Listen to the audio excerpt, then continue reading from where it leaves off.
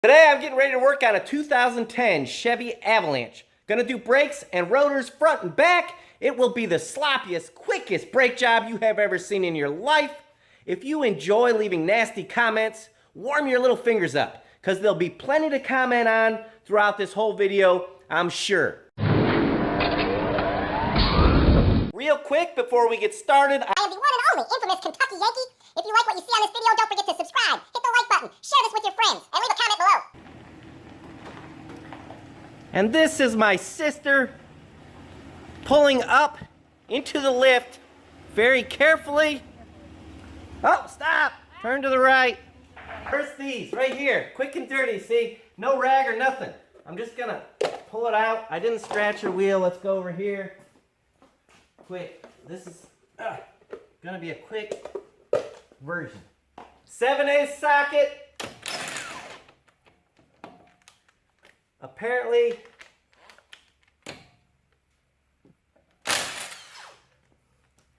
we need a deep well socket.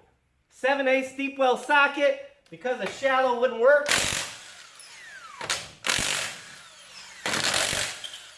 We're only going to show this one side, front and back.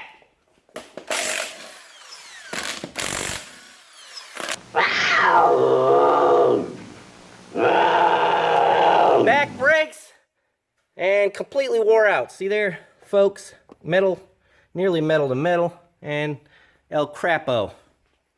Front brakes. Let's see here, get you a better view.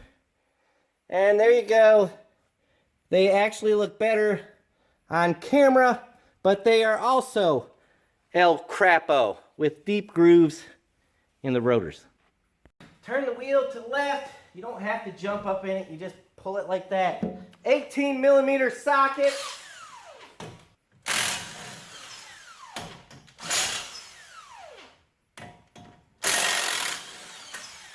To compress this caliper, I just take a pry bar. We're replacing all this crap anyways. And just get in there and there you go. And that is the fastest, shadiest way to relieve your brake calipers.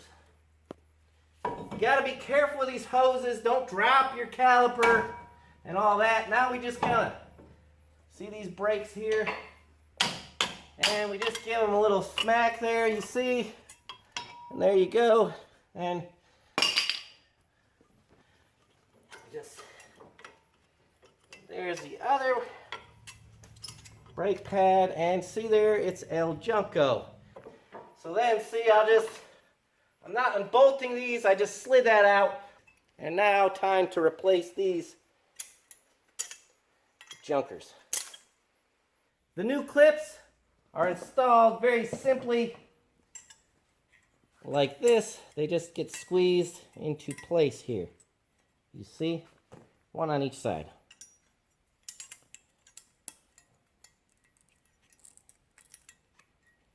We will now lube the slides here for the caliper with some wheel bearing grease, like so.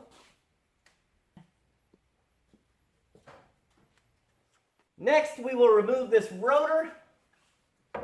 We don't want this to fall. Oh, and I forgot to take off this piece right here. My bad.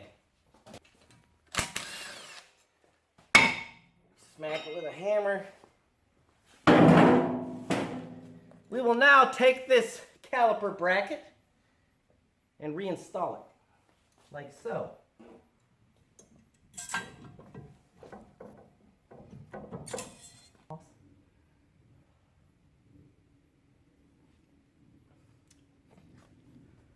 Alright, and at this point, this is not going to work. I'm going to have to take these two bolts off because the way these clips are made, let me explain. The brakes actually go on this side of this clip deal here.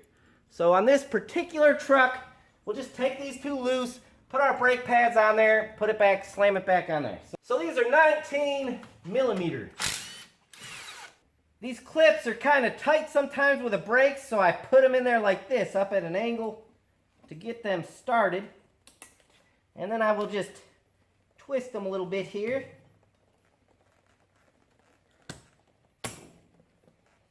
And smack them around.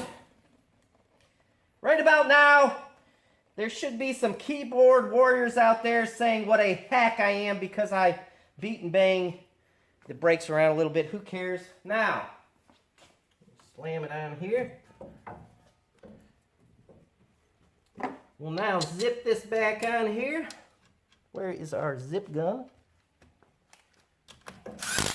Torque it to the proper specs.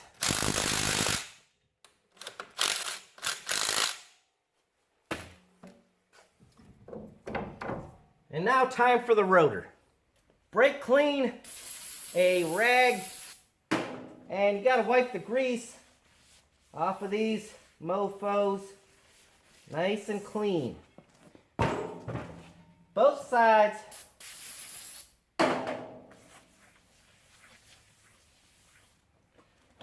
On the vehicle it goes. Line up your little hole right here for our whatchamacallit. And now torque it to specs.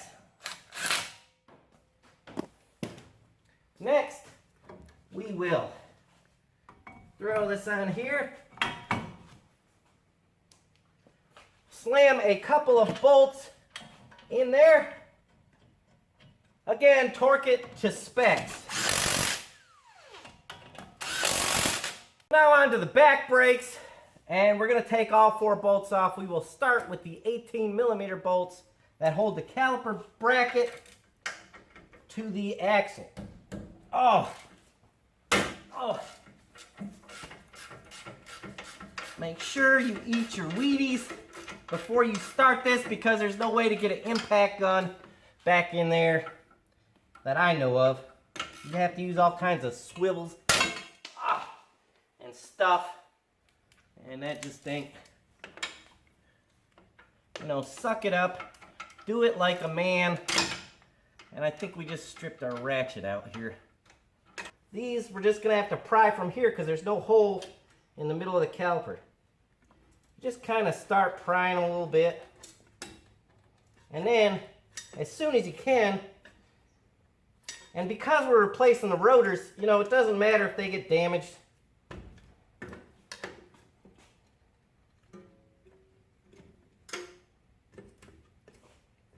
See here, camera woman, come over here and show them. See, I'm behind the brake pad now. It took a little bit of wiggling, but I'm now behind it. And now, I will just pry against it. This just eliminates the need for C-clamps and whatever kind of, caliper compression tools, all that crap. You just don't need it if you do it this way. All you need is a pry bar, or an old rusty screwdriver, or a crowbar, or whatever you got laying around. Maybe a good, strong, sharp stick. And then, you just, look at there. Look at that brake pad. Metal to metal. So, and now, on this side, we're going to take these bolts out of the caliper this time. 13mm.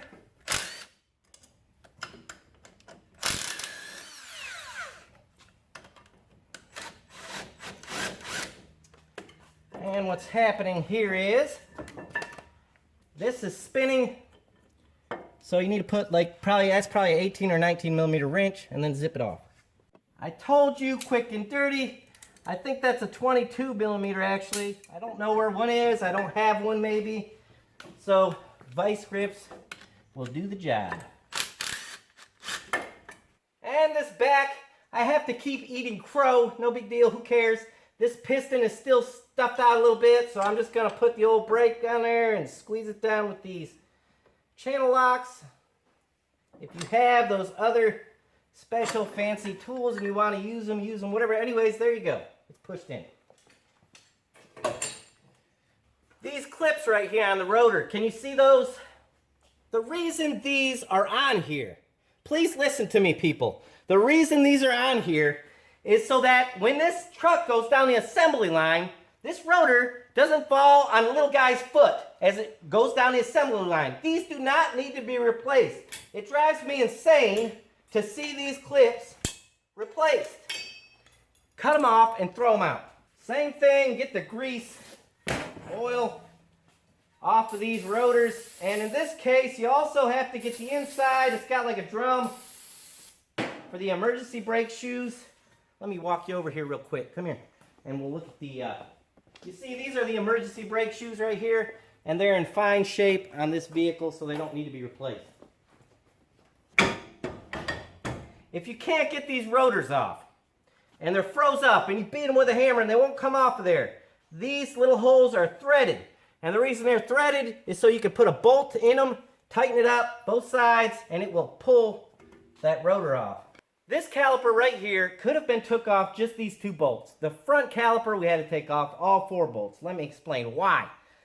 This caliper, if you will look, has no clips there in our way to put the brake pads on there. But this one, this is one off of the front. And the way it fits, the brake pads have to go against these clips right here. And that's why the 4 bolts at the front had to be took off, and we wasted our time on the back ones taking the 4 bolts off. So now let's grease our slides. Do not mix up the slides top and bottom. Put them back where they were. I don't know if that's important or not. It is to me. Put them back where they were. So we'll first put this bracket on. That'll be the easiest way. It's got new clips, lubed slides. This is actually probably the professional way to do it, I would think. And don't forget to torque the bolts to specs. When you handle brake pads, your hands need to be spotless clean. You don't want to get grease and crap all over your brakes like a fool. And we just slip them in there like this. It makes it real easy this way.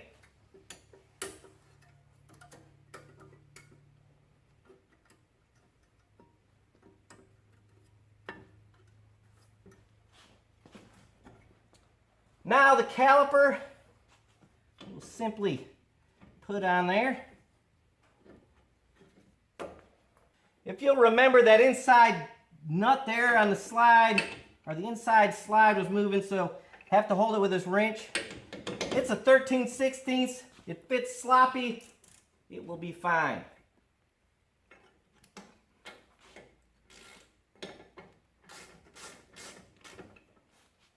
Just a quick demonstration of what I was telling you about, just taking these 2 bolts out. So now you would just take this out like that. You grease these slides. You install these new clips. And I will show you how the brakes get installed after I do all that. So here we are, new clips, grease slides. All those bolts, these 2 back bolts are still in. So now all you have to do is slip the brakes in like this.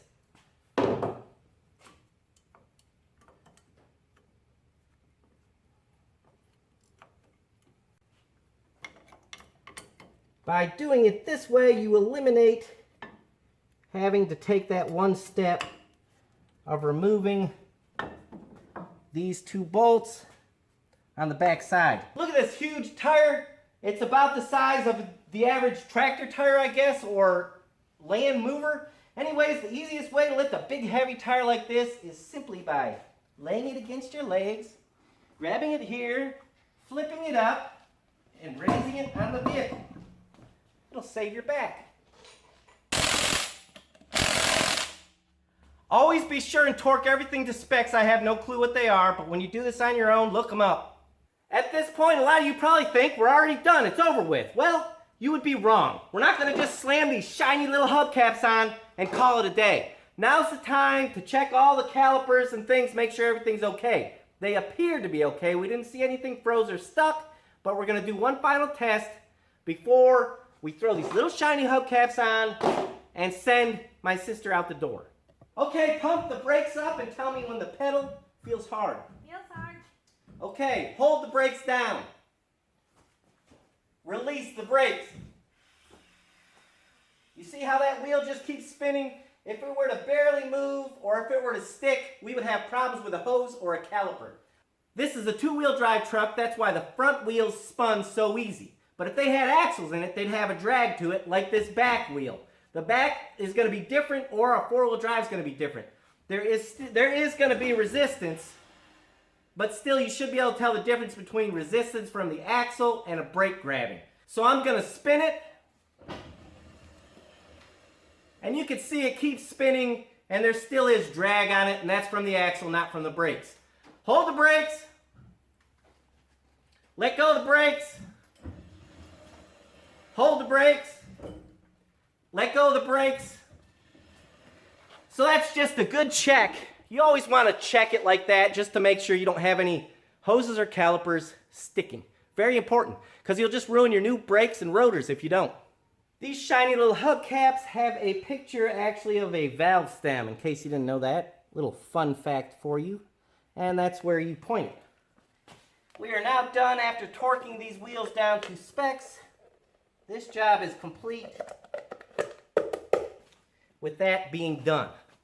So that's it for this one, guys. We're going to test drive this truck. I would like to thank my sister for running the camera today and screwing me out of an opportunity to work on a moped, ATV, or something fun like that. Guys, we'll see you next time.